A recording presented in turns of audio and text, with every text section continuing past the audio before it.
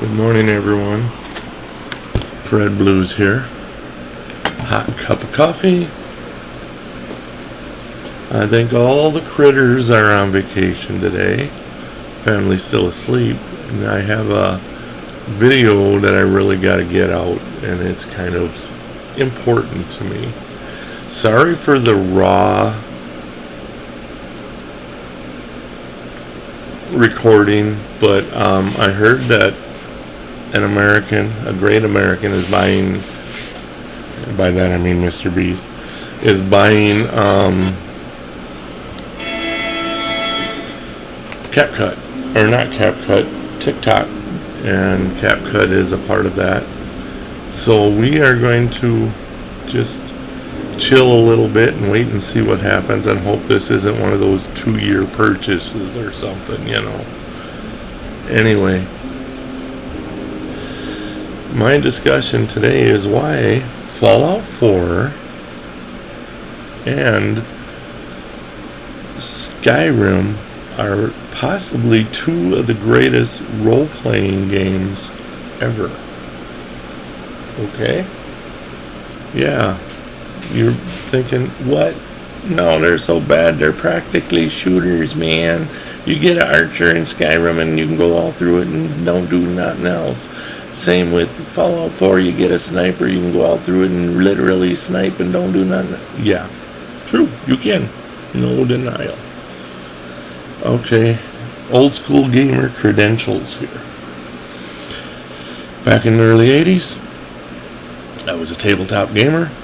The very first book I bought was Advanced Dungeons and Dragons First Edition, which I read and I loved, and I used to throw facts out from it all the time, but now it's buried in the garage somewhere. I still have it, and I never really played with it because it was in a transitional period when Advanced Edition, second edition was coming out for Advanced Dungeons and Dragons, right? And here we are at the Fuzz Top Grill.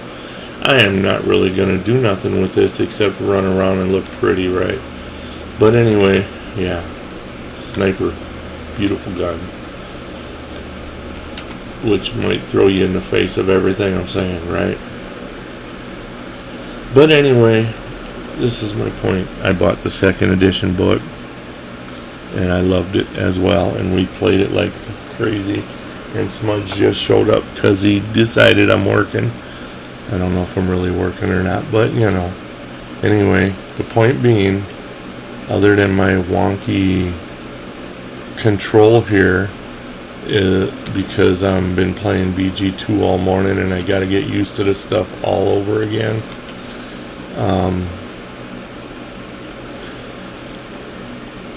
BG2, I'm sorry, Baldur's Gate, there he goes, screwing it up again.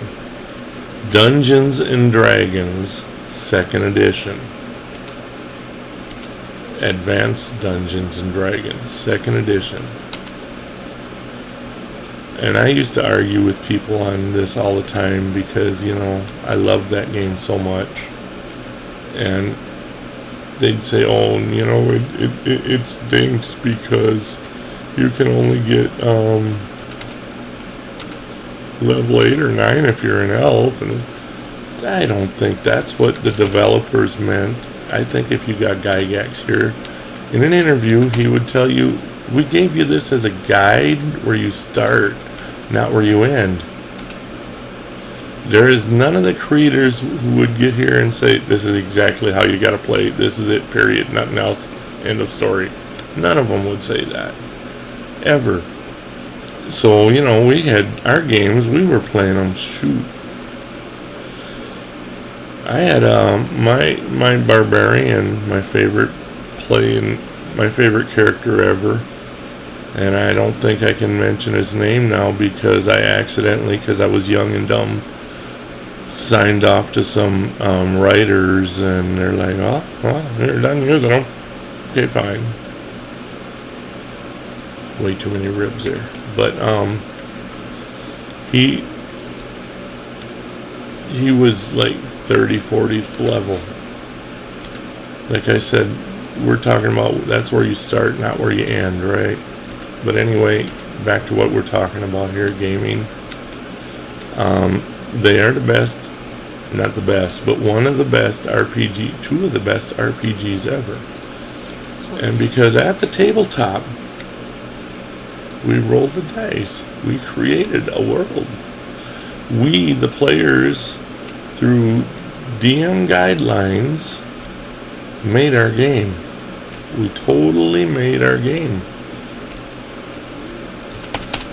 I mean, you know, Gygax and them great guys, they made the basic rule set. They made all this fun stuff, and it was a blast.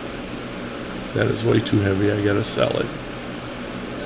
And they gave us something really nice, but it was, like I said, it was up to us what we were going to do with it. And the whole point as to where that makes, you're probably saying, why does that make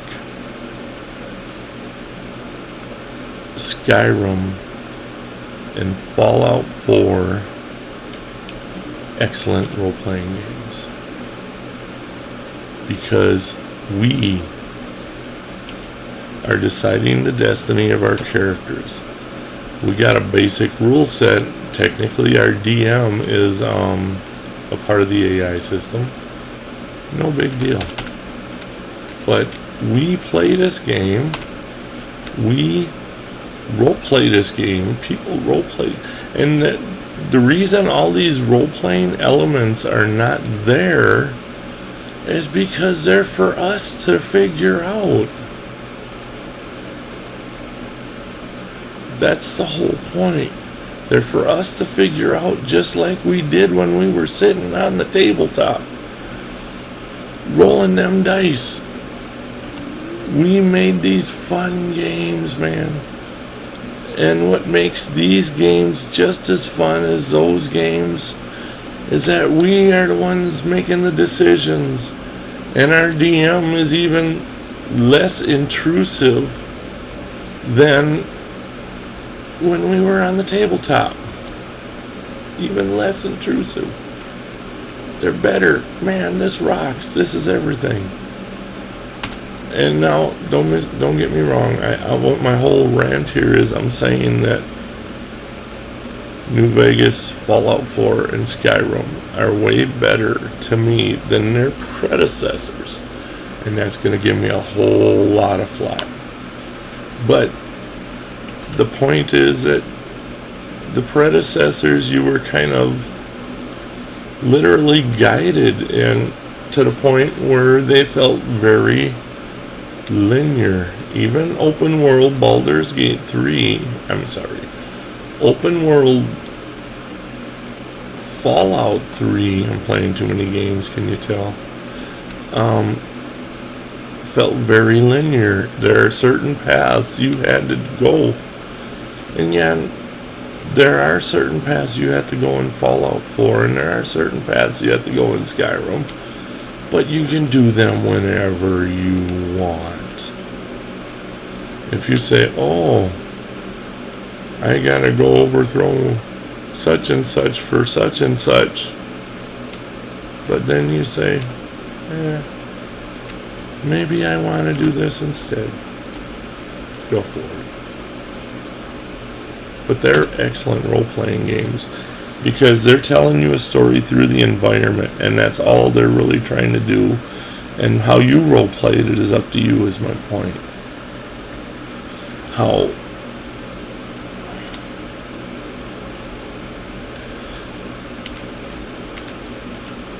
I can sit here and I can literally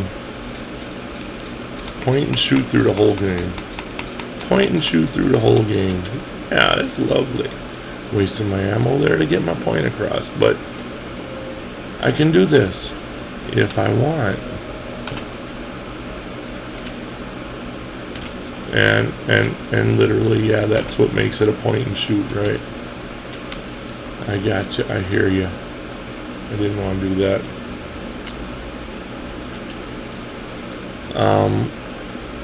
The point being, though, see, the problem is when I play these games and I'm talking, I'm wanting to play the games.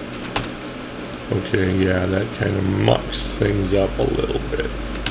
But anyway, the whole point is you are far more open into how you want to role play it, is the point. You are in the driver's seat of how you want to role play it. Alright, looky here. This is how I am in the role playing it. Here, this character is... Let's see what we're looking at here. She's pretty high up there now. I've been putting points and obviously wearing things. She is obviously her main weapon. This is her only weapon I really carry around, by the way. All this stuff will be sold and dumped. This is her armor, because this is literally, this is clothes, but it has ballistic weave. A lot of people, a lot of gamers will not in this game absolutely stand out against ballistic weave. I don't like it, it's dumb. Yeah, and that's cool. I have characters where I have the same idea. When I play my soldier types, they're not wearing ballistic weave, they're wearing combat armor, they're wearing... Oh, I had a character where it was an assault marine. He was a marine, basically. And the assault marine armor on the island was a must. What he wore under it was a uniform. I chose the military uniform because, like I said, he was a marine. He probably wouldn't want to be caught dead in army uniforms. If his commander came by, well, his commander's 200 years dead, but if he came by and said, hey, what are you doing, you're out of uniform, he'd be right. He was all marine. That's the whole point. But anyway, I just wanted to throw this video out to throw my expressions as to why this Fallout 4, Fallout New Vegas by extension, and Skyrim are the best in the series for role playing. And end of rant, getting off my soapbox. Thank you. If you enjoy what you see, please leave a like and subscribe, and have a great day.